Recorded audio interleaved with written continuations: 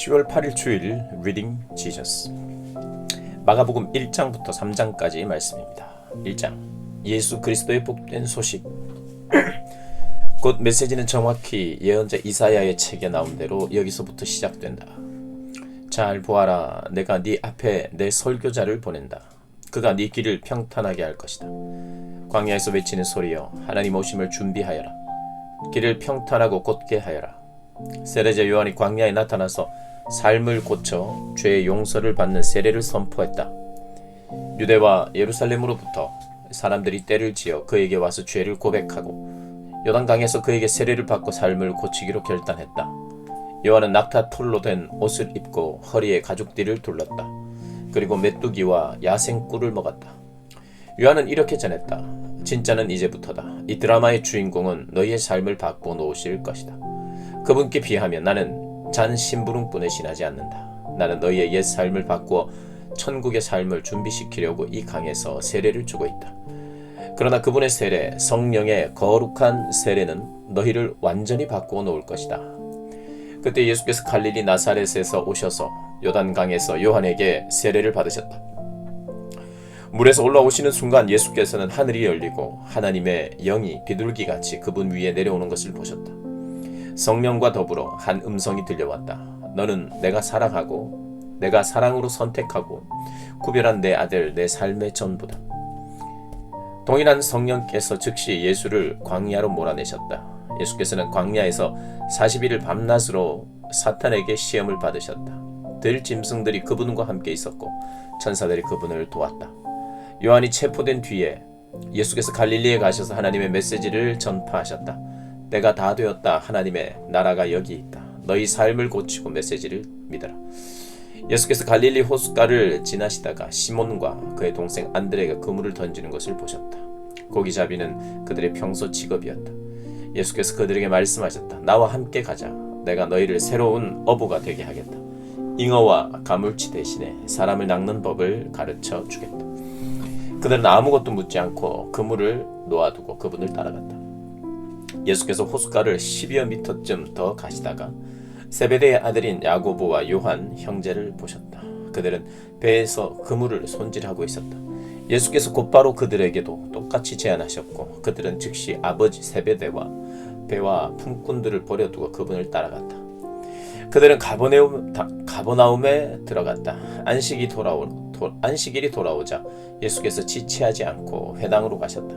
예수께서는 거기서 가르치며 하루를 보내셨다. 사람들은 종교학자들처럼 궤변과 인용을 늘어놓지 않는 아주 솔직하고 확신에 찬 그분의 가르침에 놀랐다.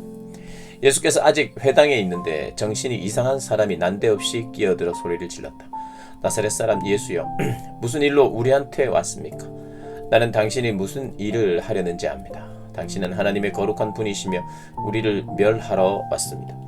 예수께서 그의 입을 막으셨다. 조용히 하고 그에게서 나오너라. 괴롭히던 귀신이 그 사람에게 경련을 일으키고는 큰 소리로 대들면서 나갔다. 거기 있던 사람들 모두가 믿기지 않는다는 듯 신기해하며 웅성거렸다. 이게 어찌된 일인가? 이 사람이 더러운 귀신들의 입을 막고 내쫓다니 말한 대로 이루어지는 새로운 가르침인가? 이 소식이 빠르게 퍼져서 온 갈릴리에 알려졌다. 회당에서 나온 그들은 야고보와 요한과 함께 곧바로 시몬과 안드레의 집으로 갔다. 시몬의 장모가 몸져 누워 있었는데 열이 불덩이 같았다. 그들이 예수께 알렸다. 예수께서 그녀에게 가서 손을 잡아 일으키셨다. 그러자 열이 곧 떨어졌고 그녀는 일행의 저녁을 준비했다. 그날 저녁 해가 저물자 사람들이 병자와 귀신 들려 괴로워하는 사람들을 예수께 데려와서 온 동네가 문전성시를 이루었다. 예수께서 그들의 병든 몸과 고통당하는 심령을 고쳐주셨다. 귀신들이 그분의 참 정체를 알았으므로 예수께서는 그들이 한마디도 하지 못하게 하셨다. 날이 밝기 한참 전에 예수께서 일어나셔서 한적한 곳으로 기도하러 가셨다. 시몬과 그 일행이 그분을 찾으러 갔다. 예수를 만나자 그들이 말했다. 사람들이 다 주님을 찾고 있습니다. 예수께서 말씀하셨다. 다른 마을로 가자. 내가 거기서도 전도해야 하겠다. 나는 이 일을 하러 왔다. 예수께서는 갈릴리 온 회당을 다니시며 전도하고 귀신을 쫓아내셨다. 한 나병 환자가 그분께 와서 무릎을 꿇고 간청했다. 원하시면 저를 깨끗하게 하실 수 있습니다. 못내 치근한 마음이 든 예수께서 손을 내밀어 그에게 대며 말씀하셨다. 내가 원한다. 깨끗하게 되어라. 그러자 그 즉시 나병이 깨끗이 사라졌고 그의 살갗은 보드랍고 온전해졌다. 예수께서 그를 보내시며 엄히 명하셨다. 누구에게도 아무 말 하지 마라. 깨끗하게 되었으니 모세가 정한 예물을 가지고 제사장에게 가서 네 몸을 보여라. 그러면 네가 나은 것이 사람들에게 입증될 것이다. 그러나 그 사람은 모퉁이를 돌아서자마자 만나는 사람마다 그 일을 이야기하여 온 동네에 소문을 퍼뜨렸다. 그래서 예수께서 더 이상 시내에 자유로이 드나들지 못하고 외딴 곳에 머무셨다. 그러나 사람들은 온 사방에서 그분을 찾아왔다. 2장. 며칠 후에 예수께서 가버나움에 돌아오시자 그분이 집에 계신다는 소문이 퍼졌다. 무리가 문 앞을 꽉 메워서 아무도 드나들 수 없었다. 예수께서는 말씀을 가르치고 계셨다. 사람들이 한 중풍병자를 4사람에게 들려서 예수께 데려왔다. 사람이 많아서 안으로 들어갈 수가 없자 그들은 지붕을 뜯어내고 중풍병자를 들것에 달아내렸다. 그들의 담대한 믿음에 감동하신 예수께서 중풍병자에게 말씀하셨다. 아들아, 내가 네 죄를 용서한다. 거기 앉아있던 몇몇 종교학자들이 자기들끼리 수군거리며 말했다. 저렇게 말하면 안 되지. 저것은 신성모독이다. 오직 하나님만이 죄를 용서하실 수 있다. 예수께서 그들의 생각을 곧바로 아시고 말씀하셨다. 너희는 어찌 그리 의심이 많느냐? 중풍병자에게 내가 네 죄를 용서한다고 말하는 것과 일어나 네 들것을 들고 걸어가라고 말하는 것 중에 어느 것이 더 쉽겠느냐?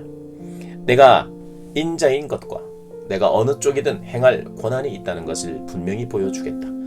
그러고는 중풍병자를 바라보시며 이렇게 말씀하셨다. 일어나거라. 네 들것을 들고 집으로 가거라.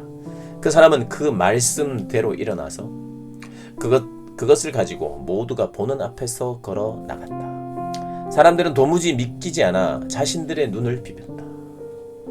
그러고 나서 하나님을 찬송하며 말했다. 우리 평생에 이런 일은 처음 본다. 예수께서 다시 호숫가를 걸으셨다. 무리가 다시 그분께 왔고 예수께서는 그들을 가르치셨다. 예수께서 거니시다가 알페오의 아들 레위가 자기 일터에서 세금을 걷고 있는 것을 보셨다. 예수께서 말씀하셨다. 나와 함께 가자. 그는 따라갔다. 나중에 예수와 그 제자들이 평판이 좋지 않은 무리와 함께 집에서 저녁을 먹고 있었다. 보기에는 아닐 것 같지만 그들 가운데 적지 않은 사람들이 이미 그분을 따르고 있었다. 종교학자와 바리새인들은 예수께서 그런 무리와 어울리는 것을 보고 그분의 제자들에게 따졌다.